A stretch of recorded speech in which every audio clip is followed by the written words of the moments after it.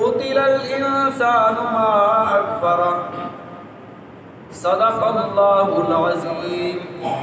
اللهم صل على محمد وعلى آل محمد كما صليت على إبراهيم وعلى آل إبراهيم إنك حميد مجيد اللهم بارك على محمد وعلى آل محمد كما باركت على إبراهيم وعلى آل إبراهيم إنك حميد مجيد. سابقہ آیات میں اللہ رب العزت نے حضرت عبداللہ بن سلام رضی اللہ تعالیٰ عنہ کے بارے میں آیات نازل فرمائیں اور نبی علیہ السلام کو ارشاد فرمایا اے میرے محبوب صلی اللہ علیہ وسلم یہ جو کافر ایسے ہی چھیڑ کھانے کے لیے آئے ہیں آپ پر یہ لازم اور ذمہ تو نہیں ہے کہ آپ ان کو پاک کریں گے. ہدایت اللہ کے ہاتھ میں ہے. یہ اپنا مقصد ہدایت کی طلب میں نہیں آئے, یہ تو مذاق کرنے آئے تھے. جو نابینا آپ کی خدمت میں حاضر ہوا وہ دل کا تزکیہ چاہتا تھا. پھر نبی علیہ السلام نے ان آیات کے بعد حضرت عبداللہ بن سلام رضی اللہ تعالیٰ عنہ کو بلایا اور چادر بچھائی, فرمایا عبداللہ اس پر بیٹھو. حضرت عبداللہ بن سلام رضی اللہ تعالیٰ عنہ رونے لگے. عرض کیے یا رسول اللہ میں کیسے بیٹھ سکتا ہوں آپ کی اس چادر پر؟ آپ نے فرمایا میں حکم دے رہا ہوں, آپ کی وجہ سے اللہ نے مجھے یہ احکام عطا فرمائے. اور یہ حضرت عبداللہ بن سلام رضی اللہ تعالیٰ عنہ جب قادسیہ کی جنگ ہو رہی تھی حضرت عمر رضی اللہ تعالیٰ عنہ کے زمانے میں, انہوں نے کہا کہ میں نے بھی ساتھ جانا ہے. تو صحابہ نے کہا کہ یار آپ نابینا ہو, لیس علی الاعمی حرج. اللہ نے قرآن پاک میں ارشاد فرمایا کہ نابینا جنگ میں نہ جائے تو اسے کوئی گناہ نہیں ہے, آپ نہ جائیں, آپ جا کر کیا کریں گے؟ انہوں نے فرمایا کہ میں وہاں جہاد میں جب جاؤں گا تو تمہیں وہاں اذانیں دے کر نمازیں پڑھایا کروں گا. تو یہ لے گئے. وہاں جب پہنچے صبح کا وقت تھا تو پوچھتے ہیں کہ دشمن یہاں سے کتنا دور ہے؟ بتایا کہ اتنا دور ہے. بھئی راستہ کیسا ہے جاتے ہوئے؟ اونچ نیچ ہے, گڑھے ہیں یا سیدھا ہموار راستہ ہے؟ بتایا کہ ہموار راستہ ہے.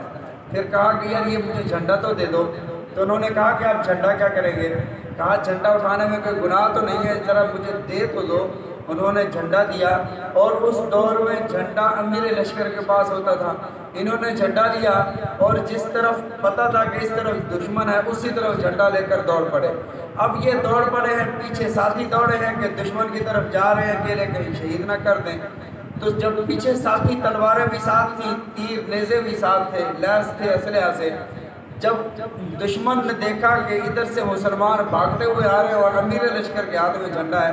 وہ صبح کا وقت تھا, ناشتہ کر رہے تھے, انہوں نے اپنے ہتھیار چھوڑے اور وہاں سے بھاگ گئے اور ایسے اللہ رب العزت نے انہیں فتح عطا فرما دی.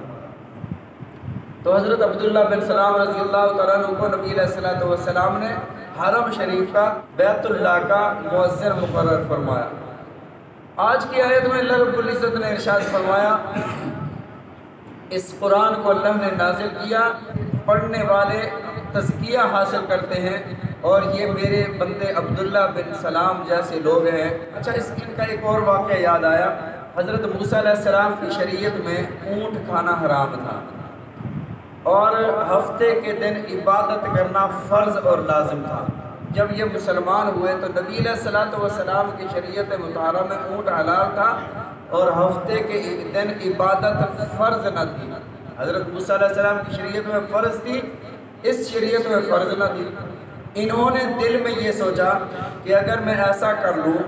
عقیدتاً دل میں عقیدہ یہ رکھوں کہ اونٹ حلال ہے لیکن عملاً اونٹ کا گوشت نہ کھاؤں,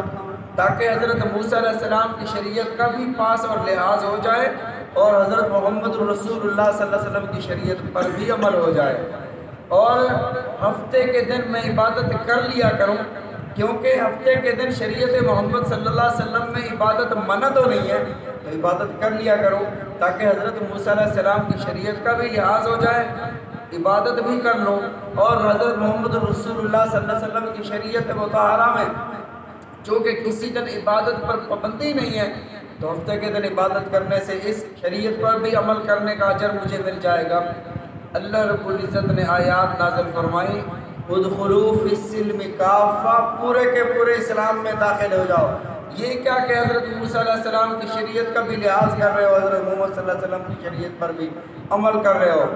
دل میں ایک ہی بات کو جانو کہ سابقہ شریعتیں، سابقہ جو قوانین تھے وہ منسوخ ہو چکے ہیں۔ آج تم نے زندہ رہنا ہے اور ہدایت کو پانا ہے تو حضرت محمد الرسول اللہ صلی اللہ علیہ وسلم کی شریعت کو فالو کرنا ہے، آپ کی شریعت پر عمل کرنا ہے۔ تو فرمایا کلا انہا تذکرہ، بے شک اس میں نصیحت ہے، فمن شاء ذکر، جو چاہے نصیحت کو قبول کرے، فی صحف مکرمہ،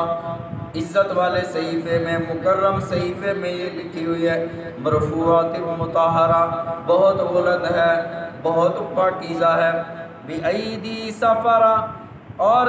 عزت والے نیکی کرنے والے ہاتھوں سے لکھی ہوئی ہے، قُتِلَ الْإِنسَانُ مَا أَكْفَرَہ، مارا گیا انسان، ما اکفرہ، کس چیز نے اسے کفر کرنے پر مجبور کیا، من ای شیء خلقہ، بھلا انسان جو اللہ کے اس قدر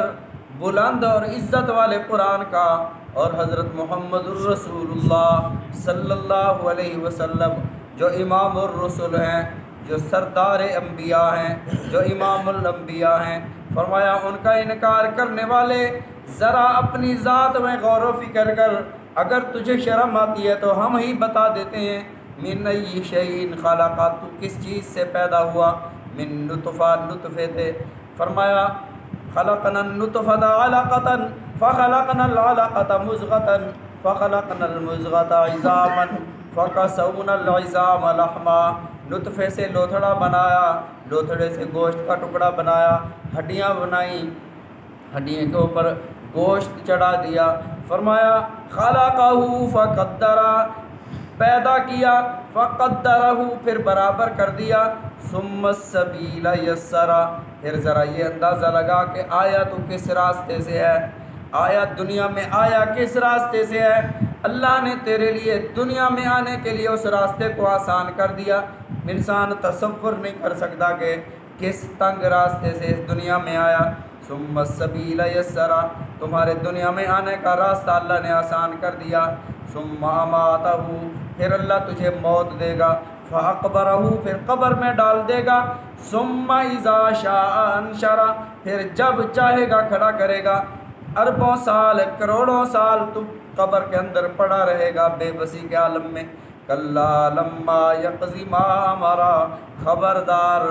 لما یقضی ما امرہ، نہ پورا کیا اس نے وہ کام، ما امرہ، جو اللہ نے اسے حکم فرمایا تھا، اللہ نے فرمایا نمازیں پڑھ، اس نے نمازیں نہ پڑھی، اللہ نے فرمایا روزے رکھ، اس نے روزے نہ رکھے، اللہ نے فرمایا اچھے اعمال کر، اس نے برے اعمال کیے، فرمایا فَلْيَنْظُرِ الْإِنسَانُ إِلَىٰ طَعَامِهِ، باقی باتوں کو چھوڑ، ذرا اپنے کھانے کو دیکھ لیا کر کہ کتنے مراحل سے گزر کر تیرے پاس پہنچا ہے، فرمایا فَلْيَنْظُرِ الْإِنسَانُ، انسان کو چاہیے کہ وہ اپنے کھانے کی طرف دیکھ لے، اَنَّا صَبَبْنَا الْمَاءَ صَبًّا،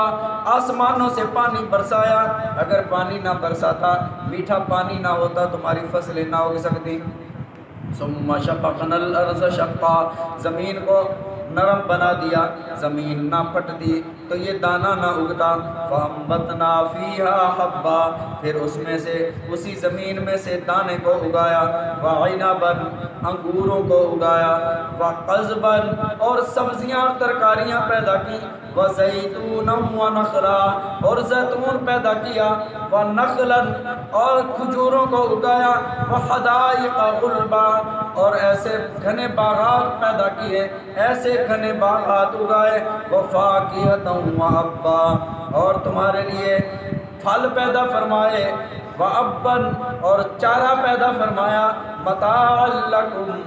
جو تمہارے لیے فائدہ مند ہے، ولی انعامکم، تمہارے جانوروں کے لیے بھی نفع مند، فرمایا فَإِذَا جَاءَتِ الصَّاخَّةُ، ذرا یاد کرو، ذرا تصور کرو اس بات کو، اِذَا جَاءَتِ الصَّاخَّةُ، جب ایک چیخ آئے گی، حضرت اسرافیل علیہ السلام جب سور پھونکیں گے، ایسے چیخ آئے گی، دل پھٹ جائیں گے، فرمایا یوم یفر المرء من اخیہ، اس دن آدمی اپنے بھائی سے بھاگے گا، یہاں تو بھائی کے لیے جان لڑا دینا، فرض سمجھتا ہے، یہاں تو بھائی کے کندھے کے ساتھ کندھا ملا کر چلنا فخر سمجھتا ہے، بھائی کی مصیبت کو دیکھ نہیں پاتا، اگر بھائی بیمار ہے تو بھائی کے سارے کام یہ انجام دیتا ہے، یہ نہیں سمجھتا کہ اس میں میری گلہ ہے، یہ نہیں سمجھتا ہے کہ میں تو بڑا آدمی ہوں، میرا بھائی تو یہ چھوٹا کام کرتا ہے، نانا بھائی کے سارے کام یہ سر انجام دے رہا ہے۔ فرمایا یوم یفر المرء من اخیہ، اس دن انسان اپنے بھائی سے بھاگے گا۔ نبی علیہ الصلوۃ والسلام نے ارشاد فرمایا تصور کرو نیکیاں تل رہی ہیں، نیکیاں اور گناہ تل رہے ہیں، برابر ہو گیا،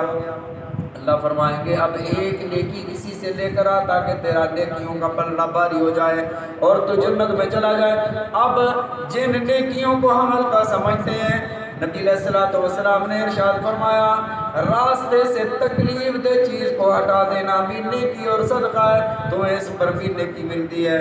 مرے ہوئے جو پہلے سے مر چکے ہیں، جو اس دنیا کو چھوڑ کر جا چکے ہیں، ان کے لیے دعائیں مغفرت کر دینا بھی تمہارے لیے نیکیوں کا باعث ہے۔ فرمایا کہ ہر مومن جن کے لیے تم دعائیں کرتے ہو، ہر مومن کے بدلے میں اللہ تمہیں نیکیاں عطا فرماتے ہیں۔ جس نیکی کو ہم ہلکا سمجھتے ہیں، یہ بندہ بھاگے گا بھائی کی طرف آئے گا، بھائی نیکی دے دو، ایک نیکی کی کمی ہو رہی ہے، بھائی کہے گا کہ اگر میری کم ہو گئی تو میں کدھر جاؤں گا، اماں کے پاس جائے گا، اماں تو نے میرے ہر دکھ سکھ کا خیال رکھا، دنیا میں میرے رونے پر تو نے اپنے رونے کو ترجیح دی، میں بیمار ہوا تو سمجھتی رہی کہ شاید میں مر جاؤں گی، اماں مجھے ایک نیکی کی ضرورت ہے، اماں کہے گی بیٹا تیرے لیے میرے پاس کوئی نیکی نہیں ہے، میری نیکی کم ہو گئی تو میں کدھر جاؤں گی، ابا جی کے پاس جائیں گے، ابا میں بچپن میں اگر کوئی مجھے مارتا تھا تو ہی میرا ساتھ دیتا تھا، تو ہی میرا دفاع کرتا تھا، آج مجھے ایک نیکی کی ضرورت ہے، ایک نیکی دے دے، ابا کہے گا بیٹا اب نیکی نہیں ملے گی، اگر میری کم ہو گئی تو میں کہاں سے لاؤں گا، ہر ایک کے پاس جائے گا، دوست کے پاس جائے گا، کوئی ایک نیکی دینے کو تیار نہیں۔ اللہ فرماتے ہیں یوم یفر المرء من اخیہ، آدمی اپنے بھائی سے بھاگ رہا ہوگا، وہ امی و ابی، اور اپنی ماں سے بھاگ رہا ہوگا، وہ ابی ہی اپنے باپ سے بھاگ رہا ہوگا، وہ صاحبتی اپنی بیوی سے بھاگ رہا ہوگا، وہ بنی ہی اپنے بچوں سے بھاگ رہا ہوگا، لکل امرئ منہم یومئذ شأن یغنیہ، ہر آدمی ان میں سے ہر آدمی اس دن اس حال والے دن میں یغنی ہی ایک دوسرے سے بے پرواہ ہو جائیں گے، وجوہ یومئذ مسفرہ، اس دن کچھ چہرے چمکدار ہوں گے، روشن اور چمکدار ہوں گے، ضاحکۃ مستبشرہ، ہنسنے والے ہوں گے، مستبشرہ خوشخبری والے ہوں گے، وجوہ یومئذ، اور اس دن کچھ چہرے علیہا غبرہ، ان پر گرد و غبار چھائی ہوگی، ترہقھا قترہ، ذلت ان پر چھائی ہوگی، تارکول، یہ جو سڑک بناتے ہیں لک جسے ہم کہتے ہیں تارکول، ان کے چہروں پر مل دی جائے گی، چہرے کالے سیاہ ہو جائیں گے، اولئک، اللہ یہ کون ہے جن کے چہروں پر یہ سیاہی مل دی گئی ہے، اللہ فرمائیں گے اولئک هم الکفرۃ الفجرہ، یہ کافر لوگ ہیں عقیدے کے حساب سے، والفجرہ، اور عمل کے اعتبار سے فاجر فاسق نافرمان لوگ ہیں جو دنیا میں اللہ کی نافرمانی کرتے رہے، اللہ نے آج ان کو اس عذاب سے دوچار کر دیا۔ فرما برداروں میں اللہ تعالی ہماری زندگی عطا فرمائے اور فرما برداروں میں ہمیں موت عطا فرمائے۔ اللہم احینا مسلمین، یہ دعا کیا کریں، اللہم احینا مسلمین، اللہ ہمیں مسلمانوں میں فرما برداروں میں زندہ رکھ، وامتنا مسلمین، جب ہم مریں اس حال میں مریں کہ ہم مسلمان ہوں، ہمارے ایمان اور اسلام کی حفاظت فرما، وامتنا مسلمین، والحقنا بالصالحین، پھر قیامت کے دن صالحین کے ساتھ ہمیں ملا دے۔ ایک دن میرے والد صاحب مجھے کہنے لگے میرے لیے بھی ایمان کی دعا کیا کریں اور یہ بھی دعا کیا کریں کہ اللہ تعالیٰ مرنے کے بعد بھی ایمان کی حفاظت فرمائے۔ میں نے کہا کہ مرنے کے بعد ایمان کی حفاظت کا کیا مطلب ہے؟ مرنے کے بعد آخر کلمہ لا الہ الا اللہ پڑھ لیا، پھر مرنے کے بعد ایمان کی حفاظت کا کیا مطلب؟ تو انہوں نے فرمایا کہ دجال بھی تو آئے گا اور وہ بندوں کو کھڑا کرے گا، وہ بھی ایمان چھینے گا، مجھے رب مانو، کسی نے مان لیا تو اس کا ایمان ختم ہو گیا، تو فرمایا کہ ایمان وہ یہ جو نبی علیہ الصلوۃ والسلام نے دعا سکھائی ہے، الحقنا بالصالحین، قیامت کے دن مجھے صالحین کی صف میں کھڑا فرما۔ صفیں بنی ہوگی تو اللہ فرمائیں گے وامتازوا اليوم ایھا المجرمون، مجرموں آج نیکوں کی صفوں سے علیحدہ ہو جاؤ، آج ان کی صف الگ بنے گی، نیکوں کی الگ بنے گی۔ تو یہ دعا کیا کریں، اللہ تعالیٰ ہم سب کو سمجھنے کی توفیق عطا فرمائے، نبی علیہ الصلوۃ والسلام کے فرامین سمجھنے کی، عمل کرنے کی توفیق عطا فرمائے، آمین۔